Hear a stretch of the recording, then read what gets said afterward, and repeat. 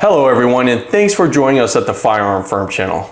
Come July the 1st, 2023, Floridians and those visiting the Sunshine State will be able to carry a concealed weapon or concealed firearm without having a Florida Concealed Weapons or Firearms License, CWFL, or a carry license or carry permit from a state which Florida shares reciprocity with, so long as they meet certain requirements needed to receive and maintain a Florida-issued CWFL. For anyone wanting to know what those requirements are, be sure to check out our last video by clicking on the link above or the link down in the description section to this video.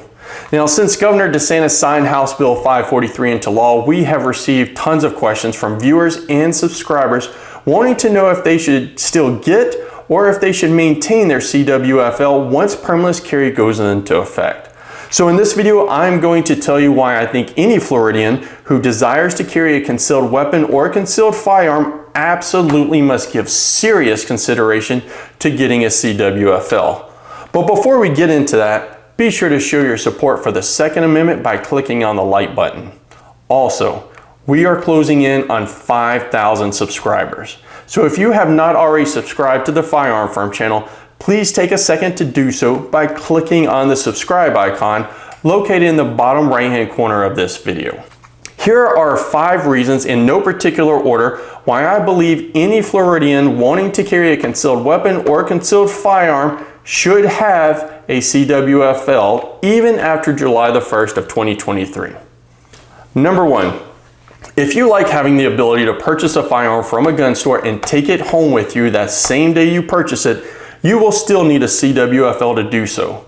Florida law imposes a minimum 3-day mandatory waiting period, which excludes weekends and legal holidays, before an individual can take possession of a firearm they purchased from an FFL. Now, this 3-day mandatory waiting period can be extended if more time is needed to complete a background check. However, those who possess a CWFL are exempt from the mandatory waiting period. Florida's permitless carry law did not amend the mandatory waiting period, so if you want your firearm the same day you buy it, you will need to possess a CWFL or meet one of the other limited exceptions found in Florida Statute 790.0655. Number 2. In my opinion, the most important reason you should get or maintain your CWFL is because of school zones. There are so many schools throughout the state of Florida, and it is almost impossible not to drive through a school zone. And if you are carrying a concealed firearm on your person pursuant to permitless carry in a school zone, you are committing a federal felony. 18 U.S.C. 922 subsection Q2A, commonly referred to as the Gun-Free School Zone Act, makes it unlawful for an individual to knowingly possess a firearm at a place that the individual knows or has reasonable cause to believe is a school zone. The term school zone means in or on the grounds or within 1,000 feet of a public, parochial, or private school.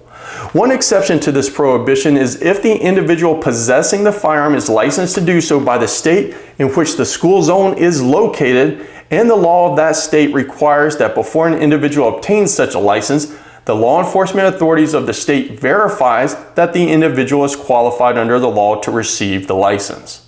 So if you want to carry a firearm on your person while driving through a school zone in Florida, you must have a Florida-issued CWFL. Number 3. In June of 2021, Governor Ron DeSantis signed House Bill 259 into law. House Bill 259 was known as the Church Carry Bill, which allows those with a CWFL to carry a concealed firearm on their person on the property of churches, temples, and other religious institutions, regardless of whether or not there is a school which operates on the same property, and in spite of any other state laws which might prohibit the carry of firearms on the property. Although the permitless carry law amends some sections of Florida Statute 790.06 to allow the carrying of a concealed weapon or concealed firearm without a CWFL, it did not amend subsection 13, which specifically reads, notwithstanding any other law, for the purpose of safety, security, personal protection, or any other lawful purpose, a person licensed under this section may carry a concealed weapon or firearm on property owned, rented, leased, borrowed, or lawfully used by a church, synagogue, or other religious institution. This subsection does not limit the private property rights of a church, synagogue, or other religious institution to exercise control over property that the church, synagogue, or other religious institution owns, rents, leases, borrows, or lawfully uses. Therefore, if your religious institution has a school attached to it or share property with the school, you are going to need a CWFL to legally carry a concealed firearm while attending religious services. Number 4, for those like me who love to travel outside the state of Florida and want to continue to carry a firearm, you better make sure that the state you are going to and the state you are traveling through either have a form of constitutional carry that allows you to carry while in those states, or that those states have reciprocity with Florida.